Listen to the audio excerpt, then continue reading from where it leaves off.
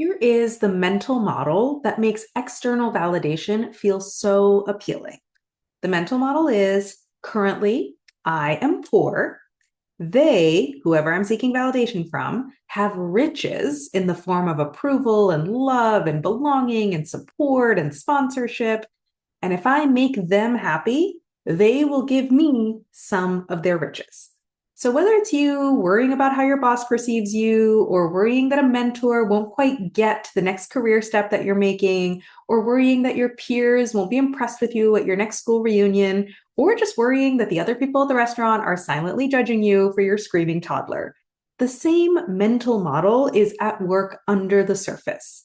If I can make that other person happy with me, I'm going to get something that I don't currently have. But I actually don't think that this mental model is accurate. So I want to flip it on its head because I think how it really works is currently I have riches, which are my time, my energy, my effort, my dedication, my expertise. And they, whoever I'm seeking validation from, are one possible place for me to invest my riches and possibly get a return. And so the question I need to ask myself is, do I think that investing my riches in that person is a high ROI investment? I want you to literally picture yourself sitting on a pile of gold. And yes, you can take some of that gold. You can invest some of your time and energy and effort in making sure that your boss never thinks that you step away from your computer when you're working from home. But I want you to ask yourself, is that the highest ROI investment? What else could you be investing your riches in if you weren't investing in that? Or yes, you can take your pile of riches and invest your mental bandwidth and your communication skills in making your mentors understand why this is the next best career step for you, even when they don't agree. But I want you to ask yourself, is that the highest ROI investment? What else could you be investing in if you weren't investing in that? And yes, you can take a little bit of the gold you're sitting on and invest a significant portion of your career strategy into making sure that your peers will be impressed when you tell them what you do. But is that the highest ROI investment?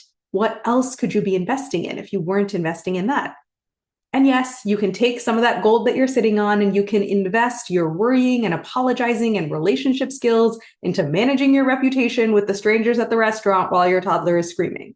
But again, I want you to ask yourself, is that the highest ROI investment? What else could you be investing in if you weren't investing in that? Now, I don't want to pretend that you don't need other people. Of course, you need other people. We're social beings in a deeply interconnected and interdependent society. Of course, you need love and approval and validation and belonging and support and sponsorship from other people. And also, giving to others is one of the most surefire ways to create fulfillment and satisfaction and meaning and purpose in your own life. You are not an island, and I don't want you to become one. I just want you to realize that when you seek things from others, you're coming from more of a position of power than you realize. You are not a pauper begging for scraps. You are an investor, stewarding and allocating the riches within you to the highest ROI investments. What would you be doing differently if you saw yourself this way? If you want to evaluate how your current investments are performing, or brainstorm a new investment allocation and consider the risks and rewards of shifting your position, swing by for a no strings attached coffee chat with me. It's not a sales call. I'm not going to pitch you to hire me as your coach. It's just an opportunity for us to discuss whatever's on your mind, and I'm going to be as helpful as I can possibly be. The link to book a coffee chat is above.